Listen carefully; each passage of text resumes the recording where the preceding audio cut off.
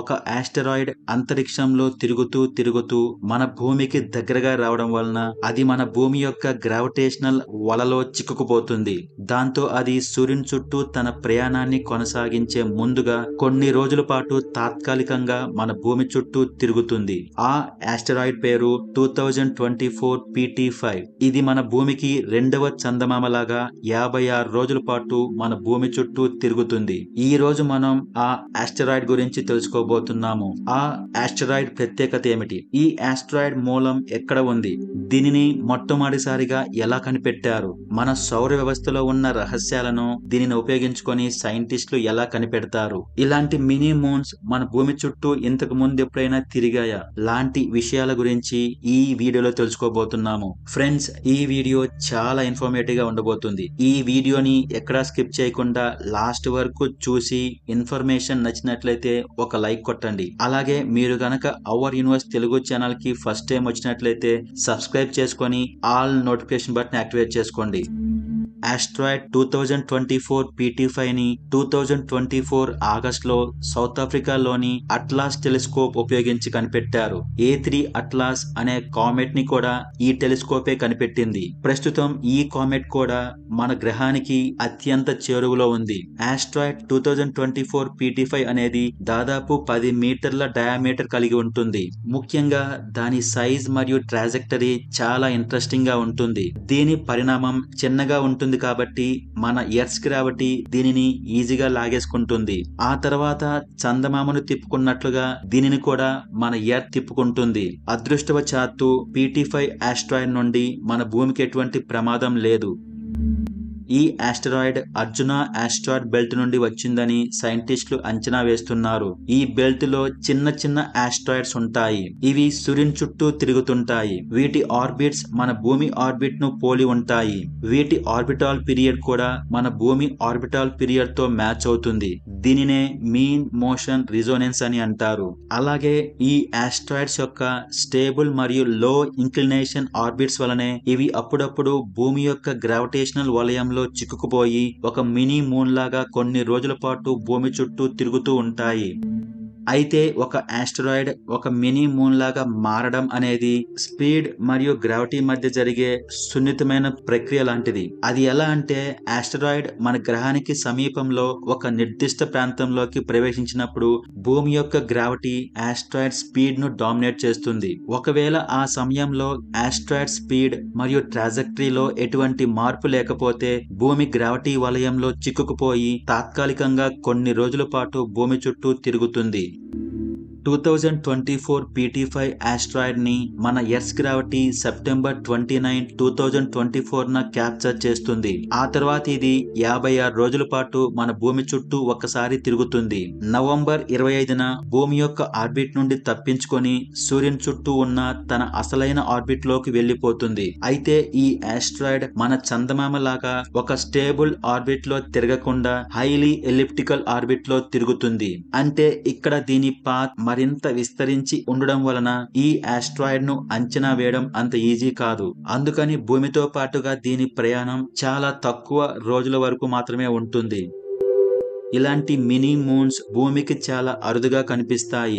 గతంలో కూడా ఇవి కనిపించాయి. అందులో భాగంగా ముఖ్యమైనది 2006 RH120 అనే ఆస్ట్రాయిడ్. ఇది ఒక చిన్న ఆస్ట్రాయిడ్. దీని డయామీటర్ దాదాపు 3 నుండి 6 మీటర్ల వరకు ఉంటుంది. ఇది మన భూమి యొక్క గ్రావిటీ వలయంలో దాదాపు 1 సంవత్సరం పాటు అంటే 2006 నుండి 2007 వరకు భూమి చుట్టూ తిరిగింది. దాంతో ఇలాంటి చిన్న చిన్న ఆస్ట్రాయిడ్స్ ని రియల్ టైమ్ లో స్టడీ చేసే అవకాశం ఆస్ట్రోనామర్స్ కి కలిగింది. ఇంకొక ఎగ్జాంపుల్ 2020 CD3 అనే ఆస్టెరాయిడ్.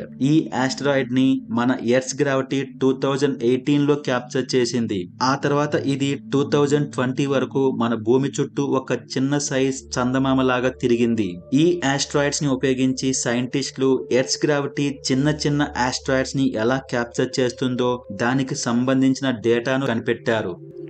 2024 PT5 ఆస్ట్రాయిడ్ ని ప్లానటరీ డిఫెన్స్ రీసెర్చర్స్ ఎంతో ఆసక్తిగా ఎదురు చూస్తున్నారు. ఎందుకంటే భూమికి హాని కలిగించే నియర్ ఎర్త్ ఆస్ట్రాయిడ్స్ ని గుర్తించడం వీరి ముఖ్య ఉద్దేశం కాబట్టి. అంటే వీళ్ళు కనీసం 460 అడుగుల కంటే ఎక్కువ డయామీటర్ కలిగి ఉండి మొత్తం ఒక సిటీనే నాశనం చేసే పెద్ద పెద్ద ఆస్ట్రాయిడ్స్ ని ట్రాక్ చేస్తుంటారు. ఈ ప్రాసెస్ లో వారు భూమికి హాని కలిగించే 11,000 ఆస్ట్రాయిడ్స్ ని ట్రాక్ చేశారు. ఇలాంటి ఆస్ట్రాయిడ్స్ ఇంకా 25,000 వరకు ఉండే అవకాశం ఉందని అంచనా వేస్తున్నారు. వీటి లొకేషన్స్ ని ఇంకా ట్రాక్ చేయవలసి ఉంది.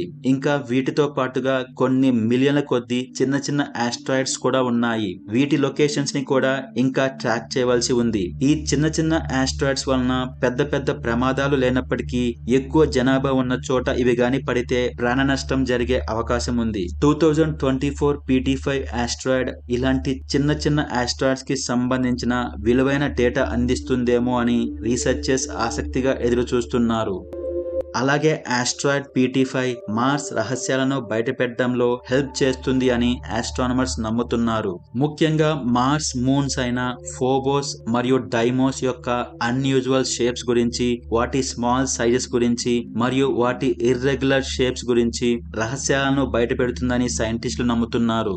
ఆస్ట్రాయిడ్ క్యాప్చర్ థియరీ మార్స్ ఈ రెండు మూన్స్ ని ఆస్ట్రాయిడ్ బెల్ట్ నుండి లాగేసుకుందని చెప్తుంది. ఎందుకంటే వాటి షేప్స్ మరియు వాటి మీద ఉండే క్రేటర్స్ ఆస్ట్రాయిడ్ బెల్ట్ లో ఉండే అనేక రాకీ బాడీస్ ని పోలి ఉంటాయి కాబట్టి. అలాగే వాటి కాంపోజిషన్ కూడా మార్స్ మీద ఉన్న మెటీరియల్స్ తో కాకుండా ఆస్ట్రాయిడ్ బెల్ట్ లో ఉన్న మెటీరియల్స్ తో పోలి ఉంటాయి కాబట్టి. ఒకవేళ ఈ మూన్స్ మార్స్ గ్రావిటీ వలయంలో చిక్కుకొని ఉంటే వాటి ఆర్బిట్స్ ఇర్రెగ్యులర్ గా ఉండాలి. కానీ మార్స్ చుట్టూ అవి సర్క్యులర్ ఆర్బిట్ లో తిరుగుతూ ఉండడం ఈ థియరీకి వ్యతిరేకంగా ఉంది. జైంట్ ఇంపాక్ట్ హైపోథసిస్ ప్రకారం గతంలో మార్స్ మీద భారీ ఇంపాక్ట్స్ జరిగాయి. ఈ ఇంపాక్ట్స్ వలన అంతరిక్షంలోకి వెళ్లిన డెబ్రీస్ కాలక్రమేణా ఫోబోస్ మరియు డైమోస్ గా కలిసిపోయి ఉండవచ్చని ఈ హైపోథసిస్ చెప్తుంది. ఇదే విధంగా మన చందమామ కూడా ఏర్పడినట్లు సైంటిస్టులు భావిస్తున్నారు. అయితే ఇప్పుడు ఇలాంటి మినీ మూన్స్ ని స్టడీ చేయడం వలన ఒక ప్లానెట్ తన గ్రావిటీతో ఒక ఆస్ట్రాయిడ్ ని ఎలా లాగేసుకొని తన చుట్టూ తిరిగేలా చేసుకుంటుందో తెలుసుకోవచ్చు. అయితే ఇక్కడ దురదృష్టకరమైన విషయం ఏమిటంటే 2024 PT5 ఆస్ట్రాయిడ్ ని మన కళ్ళతోనూ, సాధారణ టెలిస్కోప్లతోనూ మరియు బైనాక్యులర్ తోనూ చూడలేము. దీనిని చూడాలంటే పెద్ద పెద్ద టెలిస్కోప్లు అవసరం వస్తుంది. అందుకని ఆస్ట్రానమర్స్ కనీసం 30 ఇంచుల డయామీటర్ కలిగిన పెద్ద టెలిస్కోప్లను ఉపయోగించి స్టడీ చేస్తారు.